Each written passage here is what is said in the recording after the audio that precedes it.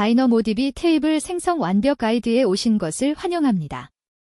이 강의에서는 NoSQL 데이터베이스 다이너모디비의 기초부터 실전 활용까지 모든 것을 배웁니다. 초급 개발자도 쉽게 따라할 수 있도록 스토리텔링으로 구성했습니다. 지금 바로 시작하겠습니다. 오늘 학습할 내용은 총 6가지입니다. 먼저 다이너모디비가 무엇인지 기본 개념을 이해하고 테이블을 직접 생성하는 방법을 배웁니다. 그 다음 파티션 키와 정렬 키의 역할을 파악하고 읽기 쓰기 용량을 관리하는 방법을 익힙니다.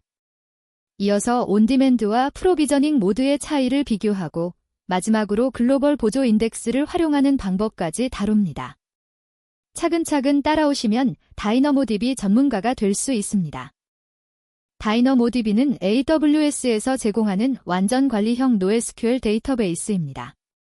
무한히 확장 가능한 거대한 해시맵처럼 키값상으로 데이터를 저장하고 빠르게 조회할 수 있습니다. 수백만 명의 사용자가 동시에 접속해도 밀리초 단위의 빠른 응답 속도를 보장합니다. 관계형 데이터베이스와 달리 복잡한 조인이나 정규화 없이 간단하게 데이터를 다룰 수 있어서 스타트업과 대기업 모두에서 많이 사용하고 있습니다. 화면의 코드를 보시면 다이너모디비를 사용하는 기본 예제가 나와 있습니다. 먼저 바토3 라이브러리로 다이너모디비 리소스를 생성합니다.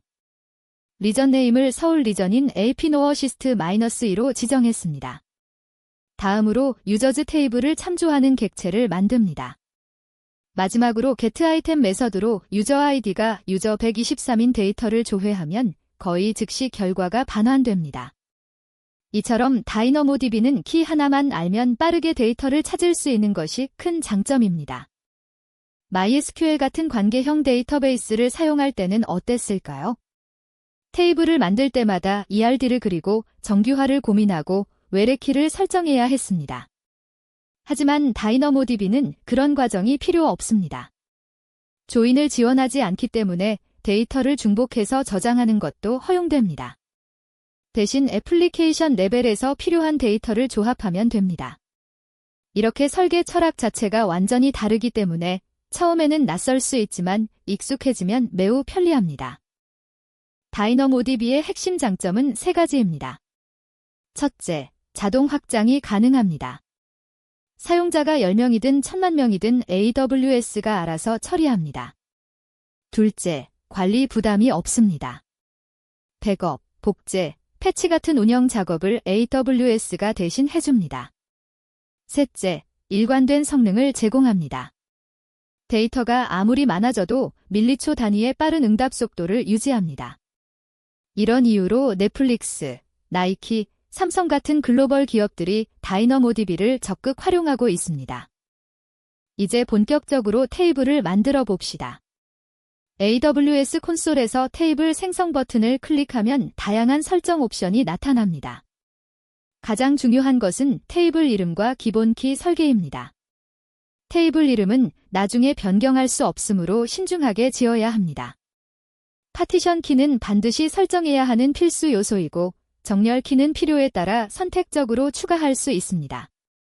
기본 키를 어떻게 설계하느냐에 따라 조회 성능과 비용이 크게 달라지므로 처음부터 잘 계획해야 합니다. 네 번째 주제는 파티션 키의 역할입니다. 파티션 키는 데이터를 여러 서버에 분산 저장하는 기준이 됩니다. 마치 도서관의 서가 번호처럼 데이터를 큰 범주로 나누는 것이죠. 예를 들어 철학서가, 과학서가처럼 말입니다. 중요한 점은 한 번 정하면 나중에 변경하기 매우 어렵다는 것입니다. 따라서 신중하게 선택해야 합니다. 파티션 키는 가능한 한 고유한 값을 사용하는 것이 좋습니다. 그래야 데이터가 여러 서버에 균등하게 분산되어 성능이 최적화됩니다. 만약 특정 파티션 키의 데이터가 몰리면 핫 파티션 문제가 발생할 수 있습니다. 다섯 번째 주제는 정렬 키의 필요성입니다. 정렬 키는 같은 파티션 내에서 데이터를 정렬하는 기준입니다. 도서관 비유를 계속하자면 서가 안에서 책을 정렬하는 방식이라고 할 수 있습니다. 출판 연도 순으로 정렬할 수도 있고 저자 이름 순으로 정렬할 수도 있죠. 파티션 키와 정렬 키를 조합하면 복합 기본 키가 됩니다. 이렇게 하면 범위 쿼리가 가능해집니다. 특정 기간의 데이터만 조회하거나 상위 몇 개만 가져오는 것이 쉬워집니다. 또한 데이터가 정렬키 순서대로 자동으로 저장되기 때문에 별도의 정렬 작업이 필요 없습니다. 비용 절감 측면에서도 유리합니다. 필요한 데이터만 정확히 읽어오기 때문이죠. 복합 키로 테이블을 생성하는 코드를 살펴보겠습니다. 오어더즈 테이블은 주문 데이터를 저장합니다. 키스키머 배열의 2개의 항목을 정의합니다. 첫 번째는 유저 아이디로 파티션 키입니다. 두 번째는 오어더 데이로 정렬 키입니다. 키 타입을 RANG로 지정하면 정렬 키가 됩니다. 언리뷰트 데퍼니션즈에는 두 속성 모두의 타입을 선언합니다. 둘 다 문자열 타입이므로 S를 사용합니다. 이제 이 테이블은 사용자별로 데이터가 분산 저장되고 각 사용자의 주문은 날짜 순으로 자동 정렬됩니다. 범위 쿼리를 실행하는 방법을 알아보겠습니다. 퀴리 메서드를 사용하면 특정 조건에 맞는 데이터만 효율적으로 조회할 수 있습니다. 키컨디션 익스프레션의 쿼리 조건을 작성합니다. 유저 아이디는 정확히 일치해야 하므로 등호를 사용하고 오어더 데이는 범위 조건을 적용할 수 있으므로 큰 부등호를 사용합니다.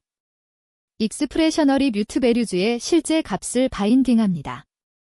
콜론으로 시작하는 플레이스홀더를 사용하면 SQL 인젝션 같은 보안 문제를 예방할 수 있습니다. 스캔 인덱스 포워드를 펄스로 설정하면 정렬 순서가 역순이 되어 최신 데이터부터 반환됩니다. 리미트로 최대 10개까지만 가져오도록 제한합니다. 이렇게 하면 특정 사용자의 2025년 1월 이후 주문 중 최신 10개를 밀리초 단위로 조회할 수 있습니다.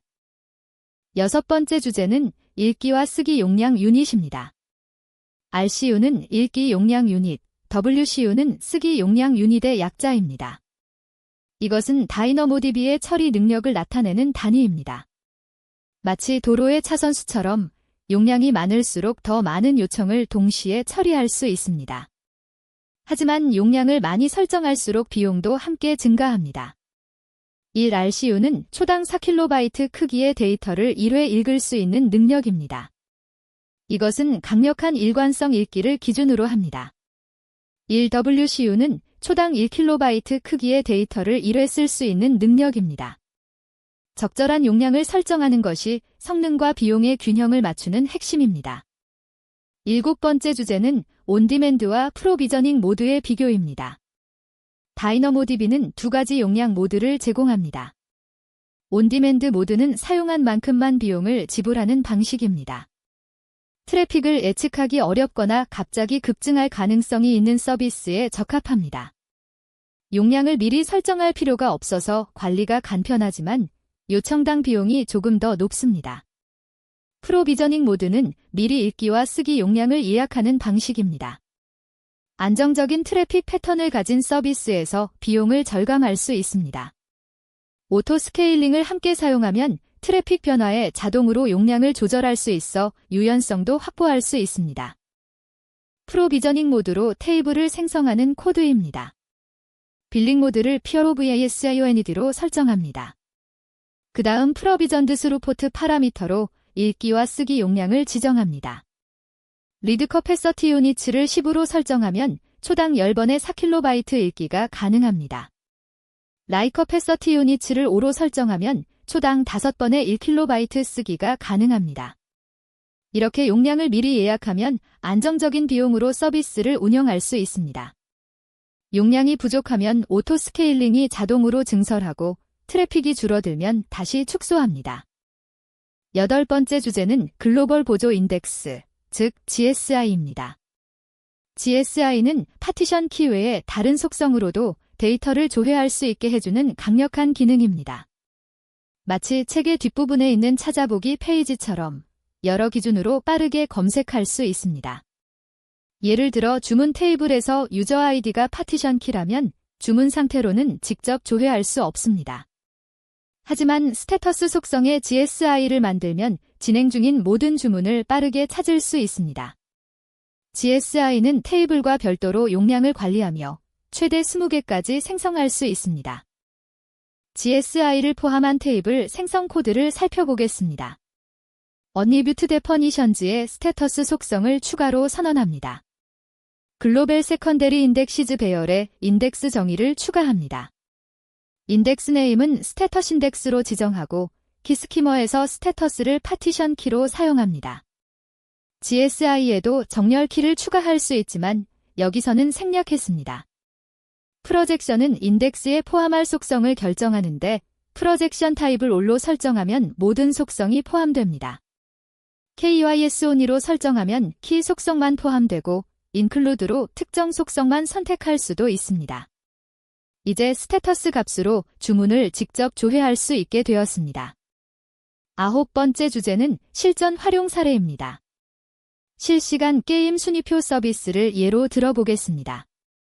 수백만 명의 유저가 동시에 점수를 갱신하고 조회하는 상황에서 다이너모DB를 활용하면 안정적인 성능을 얻을 수 있습니다. 유저 아이디를 파티션 키로, 게임 아이디를 정렬 키로 설정하면 특정 유저의 게임별 점수를 빠르게 조회할 수 있습니다. 넷플릭스는 사용자 시청 기록 관리에, 나이키는 재고 관리 시스템에, 삼성은 IoT 디바이스 데이터 저장에 다이너모DB를 실제로 사용하고 있습니다. 세션 관리나 대규모 로그 저장에도 매우 효과적입니다. 10번째 주제는 핫 파티션 문제입니다. 특정 파티션 키의 데이터가 너무 많이 몰리면 그 파티션을 담당하는 서버의 부하가 집중되어 성능이 저하됩니다. 이것을 핫 파티션 문제라고 합니다. 예를 들어 날짜를 파티션 키로 사용하면 오늘 날짜에 모든 데이터가 몰립니다. 이를 해결하려면 파티션 키에 랜덤 전미사를 추가하거나 여러 속성을 조합한 복합 파티션 키를 사용해야 합니다. 클라우드와치로 각 파티션의 부하를 모니터링하여 문제를 조기에 발견하는 것도 중요합니다. 데이터가 균등하게 분산되도록 파티션 키를 신중하게 설계해야 합니다. 11번째 주제는 데이터 모델링 전략입니다. 다이너모DB는 조인을 지원하지 않기 때문에 관계형 데이터베이스와는 완전히 다른 접근 방식이 필요합니다. 액세스 패턴을 먼저 파악하는 것이 핵심입니다. 어떤 데이터를 어떻게 조회할 것인지 먼저 정하고 그에 맞춰 테이블 구조를 설계해야 합니다. 데이터 중복을 허용하는 비정규화도 적극 활용해야 합니다. 조인 대신 데이터를 미리 합쳐서 저장하는 것이죠. 단일 테이블 설계 패턴도 자주 사용됩니다.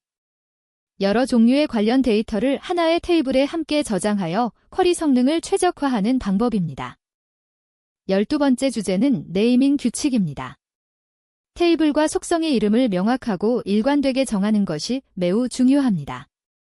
환경별로 접두사를 붙이는 것을 권장합니다. 예를 들어 프라드 유저즈는 프로덕션 환경의 사용자 테이블, 데브 유저즈는 개발 환경의 사용자 테이블을 의미합니다. 속성 이름은 스네이크 케이스를 사용하는 것이 일반적입니다. 유저 아이디, 오어더데이처럼 밑줄로 단어를 구분합니다. 약어는 최소화하고 의미가 명확한 이름을 사용해야 합니다. 팀 내에서 통일된 규칙을 정하고 일관되게 적용하면 나중에 관리가 훨씬 쉬워집니다. 13번째 주제는 백업과 복구입니다. 다이너모DB는 두 가지 백업 방식을 제공합니다. 온디맨드 백업은 원할 때 수동으로 백업을 생성하는 방식입니다. 백업 파일은 삭제하기 전까지 영구적으로 보관됩니다. 특정 시점 복구, 즉 PITR은 자동으로 35일간 백업을 유지합니다. 언제든 원하는 시점으로 테이블을 복구할 수 있어서 실수로 데이터를 삭제했을 때 유용합니다. 글로벌 테이블을 사용하면 리전 간 실시간 복제가 가능합니다. 한 리전에 문제가 생겨도 다른 리전에서 서비스를 계속할 수 있어 재해 복구 전략으로도 활용됩니다. 14번째 주제는 보안 설정입니다. IAM 정책으로 세밀한 접근 제어가 가능합니다. 특정 테이블에만 접근하도록 제한하거나 읽기만 허용하고 쓰기는 차단할 수도 있습니다. 심지어 특정 항목 단위로 권한을 설정할 수도 있습니다. 저장 시 암호화는 기본으로 제공되며 KMS와 통합하여 자체 키로 암호화할 수 있습니다. 전송 중 암호화도 HTTPS를 통해 자동으로 적용됩니다.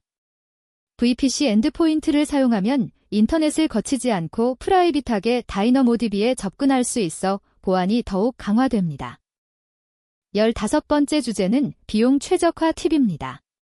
불필요한 데이터 읽기를 줄이는 것이 가장 중요합니다. 프로젝션 익스프레션을 사용하면 필요한 속성만 조회할 수 있어 데이터 전송량을 줄일 수 있습니다. 적절한 용량 모드를 선택하는 것도 중요합니다. 안정적인 트래픽이라면 프로비저닝 모드가 비용 면에서 유리합니다. TTL을 설정하면 오래된 데이터를 자동으로 삭제할 수 있습니다. 로그 데이터처럼 일정 기간이 지나면 필요 없는 데이터에 유용합니다. 리저브드 카파시티를 구매하면 장기 사용 시 최대 75%까지 비용을 절감할 수 있습니다. 16번째 주제는 모니터링과 알람입니다. 클라우드와치를 통해 다양한 매트릭을 모니터링할 수 있습니다. 읽기와 쓰기 용량 사용률, 평균 지연 시간, 제한된 요청 수 등을 실시간으로 확인할 수 있습니다. 알람을 설정하면 임계값을 초과했을 때 자동으로 알림을 받을 수 있습니다.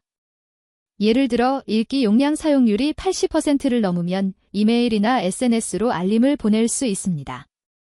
엑스레이와 통합하면 각 요청의 처리 과정을 추적하여 병목 지점을 찾을 수 있습니다.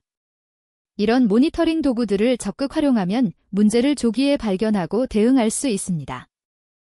17번째 주제는 흔한 실수와 해결책입니다. 초보 개발자들이 자주 하는 첫 번째 실수는 관계형 데이터베이스처럼 복잡한 조인을 시도하는 것입니다. 다이너모디비는 조인을 지원하지 않으므로 애플리케이션 레벨에서 데이터를 조합해야 합니다. 두 번째 실수는 정렬키의 UUID 같은 랜덤 값을 사용하는 것입니다. 정렬의 의미가 없어지므로 날짜나 순번처럼 의미 있는 값을 사용해야 합니다. 세 번째 실수는 스캔 연산을 남발하는 것입니다. 스캔은 테이블 전체를 읽기 때문에 비용이 많이 들고 느립니다. 가능하면 쿼리 연산을 사용하거나 GSI를 추가하여 효율적으로 조회해야 합니다. 18번째 주제는 성능 튜닝입니다. 배치 작업을 활용하면 여러 항목을 한 번에 처리할 수 있습니다. 배치겟 아이템으로 최대 100개 항목을 한 번에 읽을 수 있고 배치라이트 아이템으로 최대 25개 항목을 한 번에 쓸 수 있습니다. 네트워크 왕복 횟수가 줄어들어 전체 성능이 크게 향상됩니다. 병렬 스캔을 사용하면 대용량 데이터를 여러 세그먼트로 나누어 동시에 읽을 수 있습니다. 적절한 인덱스를 사용하는 것도 중요합니다. GSI를 잘 활용하면 스캔 대신 쿼리로 빠르게 데이터를 찾을 수 있습니다. 19번째 주제는 프리티어 활용입니다. AWS 프리티어를 사용하면 다이너모디비를 무료로 체험할 수 있습니다. 월 25GB의 저장 공간을 무료로 사용할 수 있고 온디맨드 모드에서는 월 2억 개의 요청까지 무료입니다. 신규 계정의 경우 12개월간 이 혜택을 받을 수 있습니다. 소규모 프로젝트나 개인 학습용으로 충분히 활용할 수 있는 수준입니다. 토이 프로젝트를 만들거나 다이너모디비를 처음 배울 때 프리티어를 적극 활용해 보세요. 다이너모디비 테이블 생성의 모든 것을 배웠습니다. 기본 개념부터 테이블 생성, 파티션 키와 정렬 키 설계, 용량 모드 선택, GSI 활용, 실전 사례, 주의사항까지 모두 다루었습니다. 이제 여러분의 프로젝트에 다이너모디비를 자신있게 적용할 수 있을 것입니다. 관계형 데이터베이스와는 다른 NoSQL의 철학을 이해하고 액세스 패턴을 먼저 파악하여 설계하는 것이 핵심입니다. 오늘 배운 내용을 실제로 코딩하면서 익혀보세요. 감사합니다.